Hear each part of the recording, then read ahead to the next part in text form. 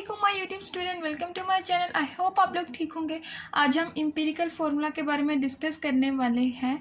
तो lecture start करने से पहले मेरी आपसे एक छोटी सी रिक्वेस्ट है कि like share and subscribe my channel, hit the bell icon for notification, ताकि मैं जो भी वीडियो अपलोड कर सकूँ आप सबसे पहले देख सकें। सो टाइम वेस्ट किए बगैर चलते हैं लेक्चर की तरफ।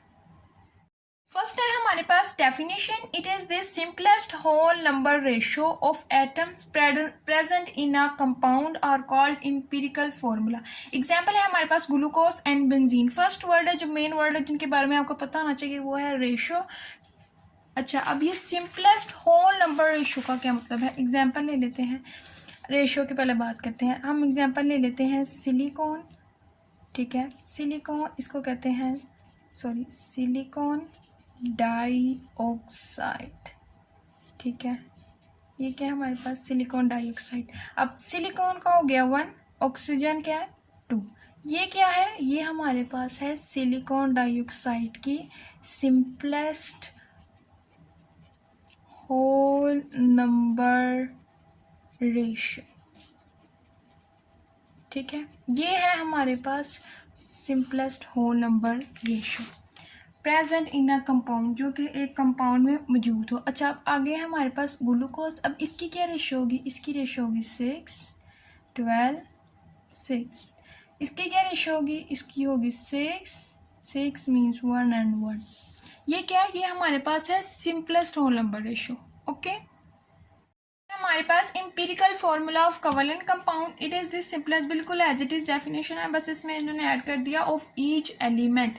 अच्छा, कोवेलेंट कंपाउंड के बारे में हम बताते हैं इस टॉपिक में। एग्जांपल ले लेते हैं हम यहाँ पे ग्लूकोज।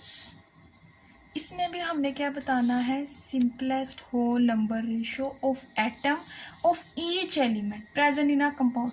एग्जांपल ले लेते हैं हम ग्लूकोज। ग्लूकोज का फॉर्मूला होता है C6H12O6। ठीक है, अब इसकी सिंपलेस्ट होल नंबर रेशियो क्या होगी? ये देखिए, यहाँ 6 है, यहाँ 12 है, ये हम लिख लेते हैं 6, 12 and 6। अब ये देखिए 6, इसको हम डिवाइड करेंगे 6 के साथ, मल्टीप्लाई 12/6 मल्टीप्लाई 6/6। तो देखिए 6 1 ज़ा 6, 6 2 ज़ा 12, देन 6 1 ज़ा 6। इसकी सिंपलेस्ट होल नंबर रेशियो होगी 1 2 1। सो ग्लूकोज राइट होगा C, यहाँ पे 1 ही आएगा, यहाँ पे 2, देन पे हमें भी 1। ओके, ये है हमारे पास empirical formula of covalent compound. हम इसको एक लाइन में डिफाइन करेंगे कि हमने किया क्या है यहाँ पे। ठीक है, हमने किया है कि जो हमारे पास ग्लूकोज है, ठीक है, उसकी हमें सिंपलेस्ट रेशियो मिली है 1 to 1। ओके, क्या मिली है हमें रेशियो? 1 2 and 1। ये हमें इसकी रेशियो मिली है किसकी? Of carbon, hydrogen and oxygen.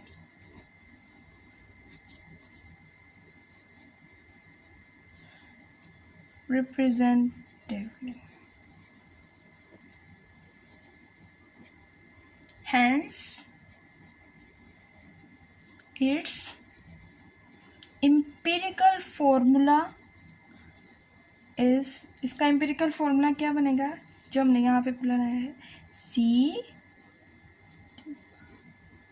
ये है हमारे पास, ये है हमारे पास कार्बन, ये है हमारे पास हाइड्रोजन और ये ऑक्सीजन।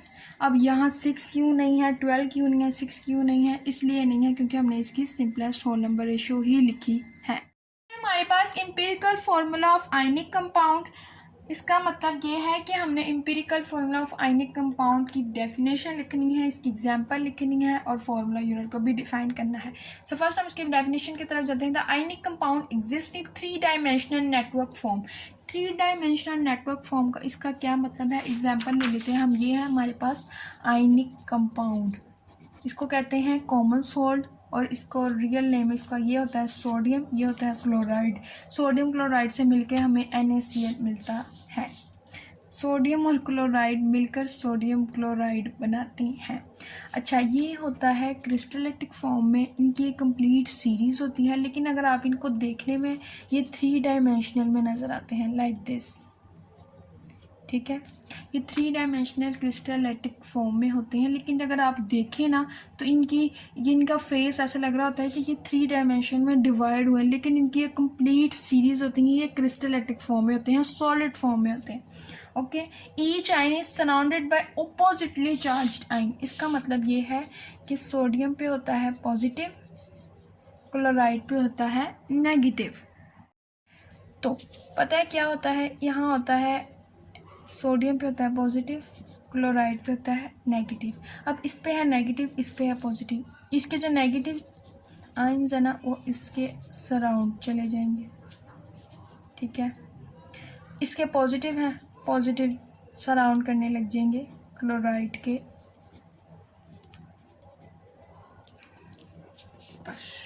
ये देखें, ये लाइक दिस, ये बता रहा है वो इस लाइन में। ओके, देन है हमारे पास formula unit the simplest whole number ratio, जो कि हमने एम्पिरिकल फार्मूला में भी पढ़ी है, सिंपलेस्ट होल नंबर रेशो।